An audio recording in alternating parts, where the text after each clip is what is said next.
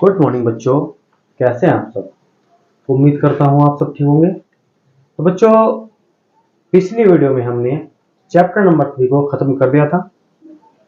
आज की वीडियो से हम चैप्टर नंबर 4 को स्टार्ट करने वाले हैं, जिसका नाम है गतिमान आवेश और चुंबकत्व। तो इस चैप्टर की पहली जो हेडिंग है वो आपकी बेटा है चुंबकीय अक्षेत्र। शुरू करते हैं, देखते हैं चुंबकीय अक्षेत्र क्या है, क्या इसकी अवधारणा है, इसका मात्रक क्या है। देखते हैं बेटा।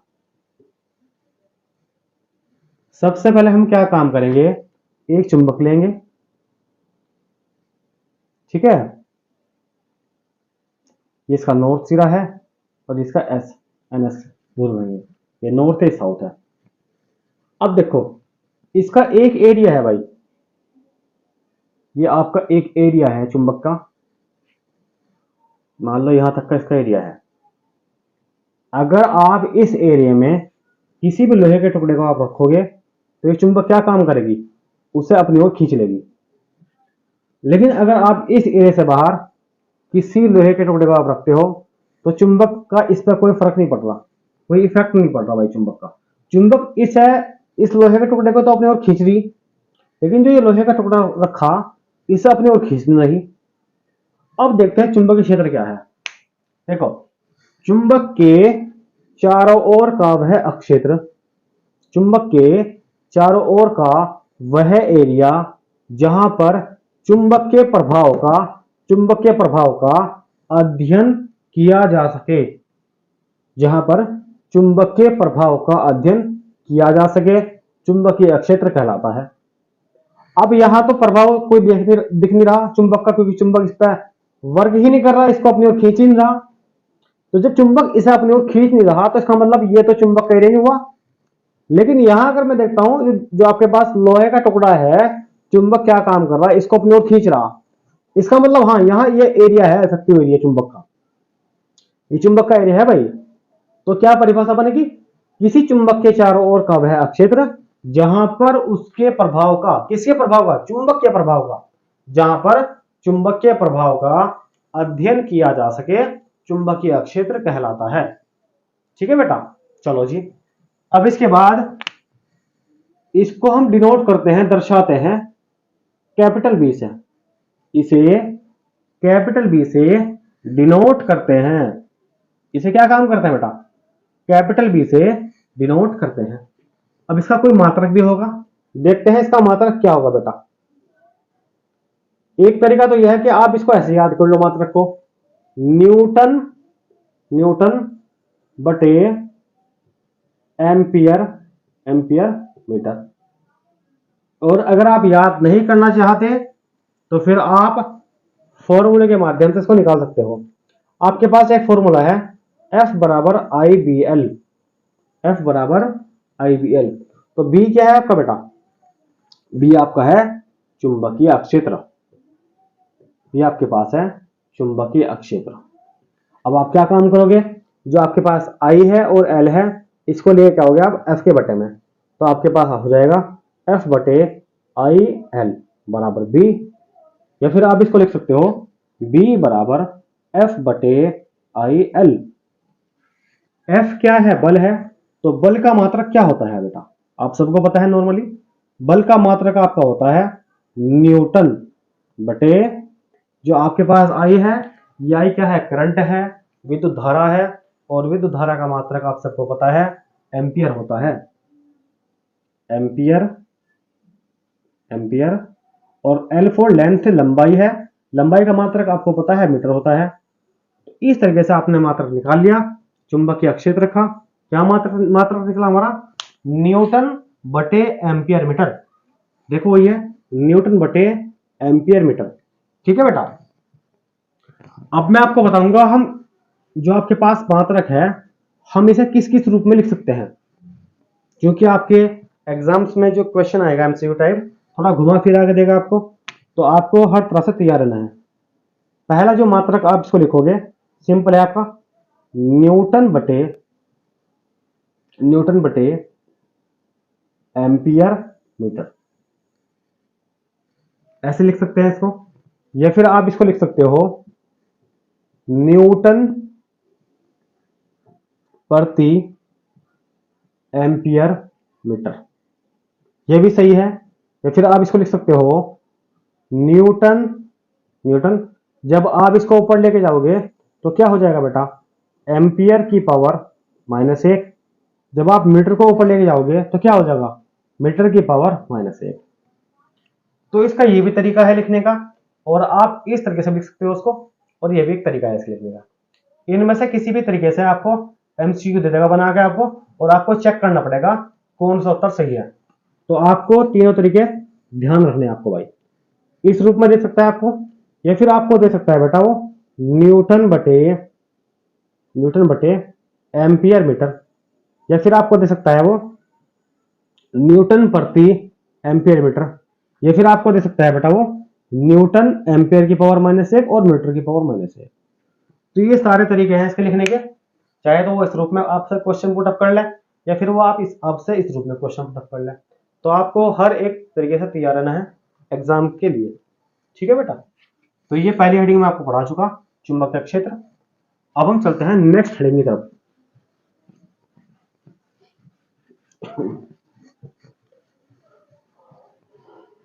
चलते हैं भाई, दूसरी हेडिंग आपकी है चुंबकीय बल रेखाएं। चुंबकीय बल रेखाएं,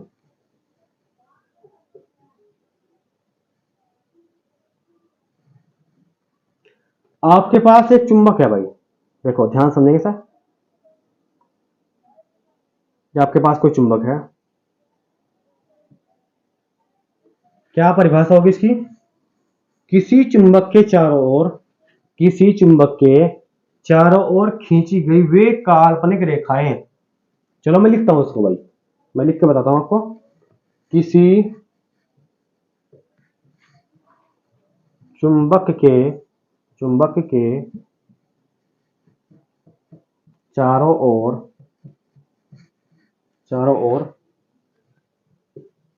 खींची गई वे काल्पनिक रेखाएं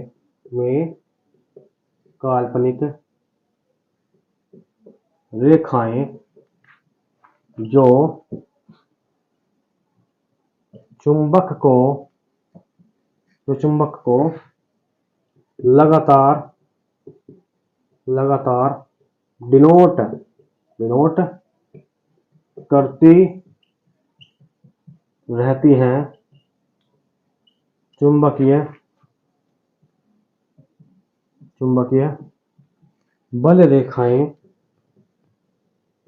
चुंबकीय बल रेखाएं कहलाती हैं।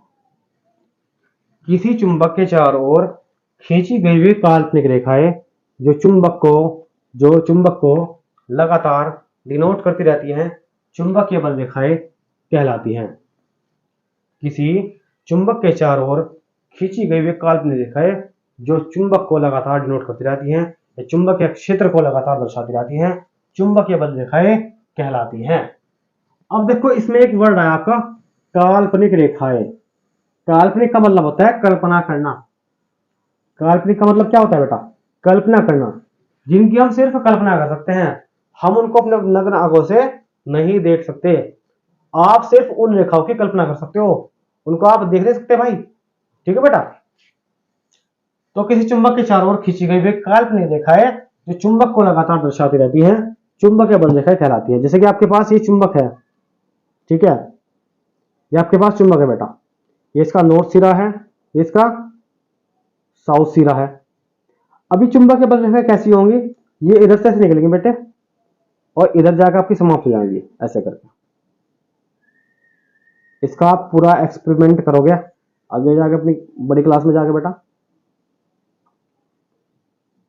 ये इस तरीके से होंगे आपकी, ये चुंबकीय बल रेखाएं आपकी सारी।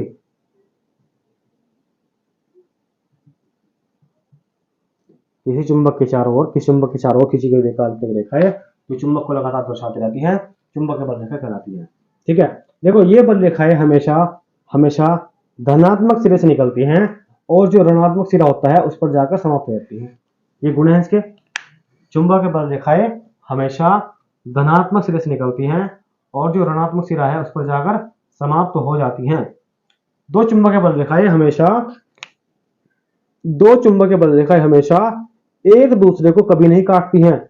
इसका रास्ता अलग है पूरा और इसका रास्ता अलग है। ऐसा नहीं हो सकता कि ये चुंबकीय बल रेखाएं जो है वो ऐसे काट दे से बीचों बीच। दोनों चुंबकीय बल रेखाओं के रास्ते अलग अलग होते हैं। तो दो चुंबकीय बल रेखाएं हमेशा एक दूसरे को कभी नहीं काटती हैं, कभी नहीं इंटरसेक्ट करती हैं। ठीक है बेटा। तो मैंने आपको चुंबकीय बल रेखाएं भी आपको पढ़ा दी। तो आपने दो हेडिंग तैयार कर ली अपनी। अब हम चलते हैं तीसरे टॉपिक की तरफ। देखते हैं हमारा टॉपिक क्या है और मोस्ट इंपोर्टेंट है। ये पूरा चैप्टर ही इंपोर्टेंट है बेटा। छोटा सा चैप्टर है लेकिन बहुत अच्छा चैप्टर है। देखते हैं तीसरा। एक आपका आता है एक्सपेरिमेंट, किसका? ओस्ट्रेड का। ओस्ट्रेड का प्रयोग। अब आपके जो एग्जाम्स है उसमें क्वेश्चन क्या पूछेगा? ओस्ट्रेड के प्रयोग को समझाइए। ओस्ट्रेड के प्रयोग को समझाइए। तो देखो ओस्ट्रेड ने क्या कहा था। ये जो थे ये डेनमार्क के रहने वाले थे और इन्होंने 1820 ईस्वी में एक बात कही। इन्होंने प्रयोग द्वारा एक चीज का पता लगाया कि जिस प्रकार हम चुंबक के चारों ओर चुंबकीय अक्षेत्र स्थापित करते हैं, ठीक उसी प्रकार एक गतिमान आवेश के चारों ओर भी चुंबकीय क्षेत्र स्थापित होता है। दोबारा फिर समझो बेटे। जिस प्रकार चुंबक के चारों ओर चुंबकीय क्षेत्र स्थापित होता है, ठीक उसी प्रकार एक गतिमान आवेश के चारों ओर भी चुंबकीय क्षेत्र स्थापित होता है। यह बात इन्होंने कही और उसको करके भी दिखाया इन्होंने। ठीक है बेटा। थोड़ा सबसे पहले इसके बारे में लिखते हैं। सन 1820 ईस्वी में डेनमार्क के वैज्ञानिक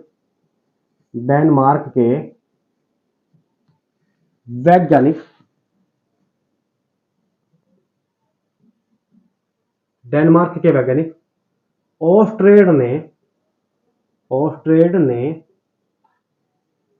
प्रयोगों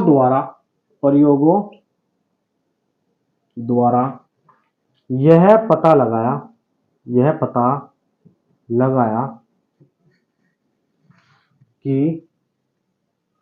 लगाया कि जिस प्रकार चुंबक के चारों ओर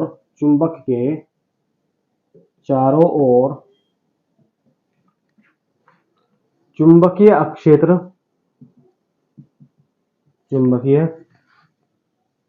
अक्षेत्र स्थापित होता है, ठीक उसी प्रकार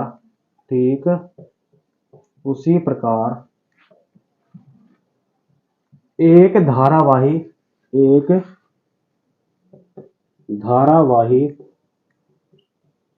चालक के चारों ओर भी चुंबकीय अक्षेत्र स्थापित होता है। विद्युत धारा के इस प्रभाव को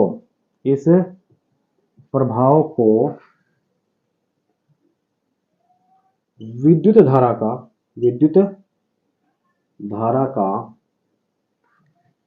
चुंबकीय प्रभाव कहते हैं।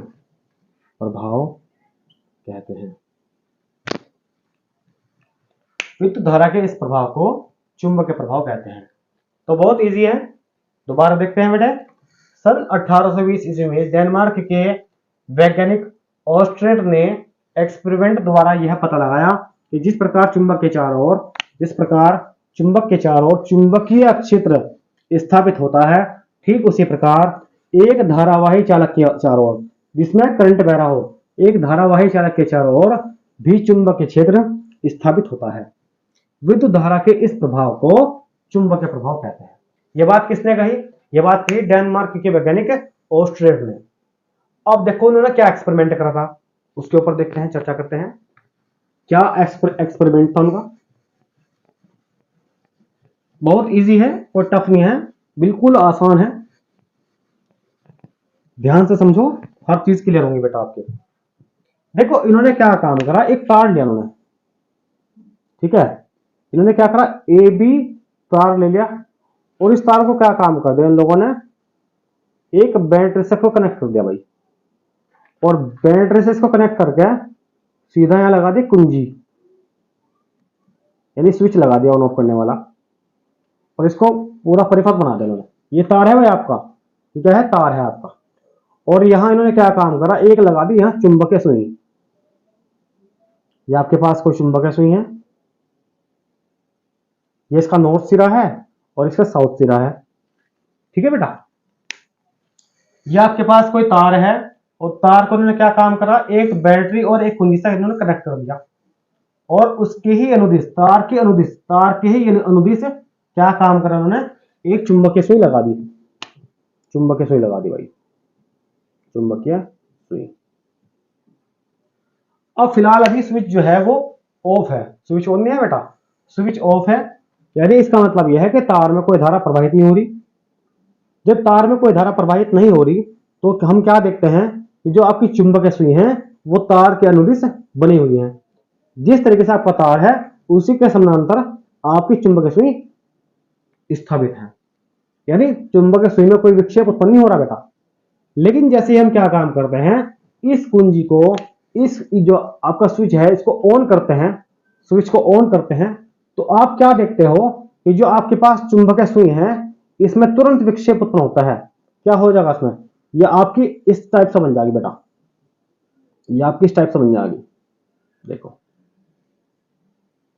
नॉर्थ साउथ तो इधर है, लेकिन सुई क्या हुई, अपने स्थान से हट गई, अपने स्थान से क्या होगी, हट गई। चुंबकीय सुई क्या हो गया, विक्षेपित होगी। विक्षेपित का मतलब होता है अपने स्थान से हटना, ठीक है बेटा। जब आपने क्या काम करा, कुंजी को ऑफ रखा, तब जो चुंबकीय सुई थी ये तार का अनुदिश बनी रही। लेकिन जैसे ही आप कुंजी को ऑन करते हो, स्विच को ऑन करते हो, तब क्या होगा, इस तार में करंट प्रवाहित होगा। ये तार कैसा जगह, एक मतलब चार तार हो जाएगा, इस पर आवेश आ जाएगा तार पर, और जब इस पर आवेश आ जाएगा तब क्या होगा, जो आपकी चुंबकीय सुई है वो स्थान से अपने हट रही है। इससे यह साबित हो रहा कि किसी धारावाही चालक के चारों ओर भी चुंबकीय क्षेत्र होता है। यह एक्सपेरिमेंट आपको क्या बता रहा कि किसी धारावाही चालक के चारों ओर भी चुंबकीय क्षेत्र स्थापित होता है। सबसे पहले क्या काम करा उन्होंने, एक तार लिया, आपको यहां लिखना पड़ेगा बेटे। सबसे पहले एक तार ए बी लेते हैं, तार का ए सिरा बैटरी के धन ध्रुव से तथा बैटरी का ऋण सिरा कुंजी से जोड़ते हुए तार के बी सिरे से जोड़ देते हैं। तार के पास चुंबकीय सुई को लाया जाता है, चुंबकीय सुई को रखा जाता है। जब कुंजी ऑफ होती है, जब आपका स्विच ऑफ होता है, तब चुंबकीय सुई तार के अनुदिश बनी रहती है।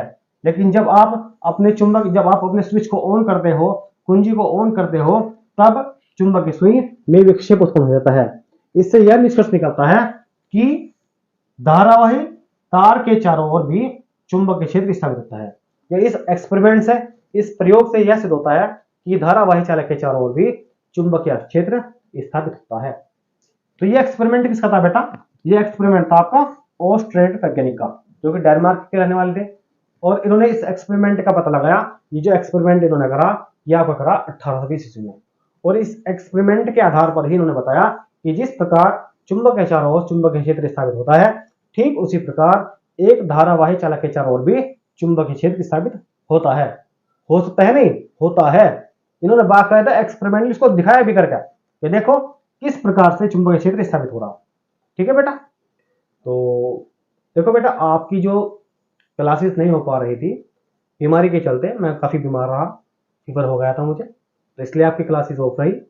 अब आगे से आपकी क्लासेस डेली चलती रहेंगी और पूरे हिम्मत के साथ, पूरे जोश के साथ आपको ऐसे ही क्लासेस मिलते रहेंगी। आप अपनी ईमानदारी के साथ, अपनी मेहनत के साथ अपनी जो आपकी पढ़ाई है उसको कंटिन्यू रखिएगा। ठीक है बेटा, तो आगे से आपकी क्लासेस ऐसे ही मिलती रहेंगी आपको। ठीक है बेटा, तो इस क्लास में हम सिर्फ इतना रखते हैं, बाकी जो आपका नेक्स्ट टॉपिक है उसको हम नेक्स्ट क्लास में कवर करेंगे। ठीक है बेटा, तो आज के लिए इतना ही।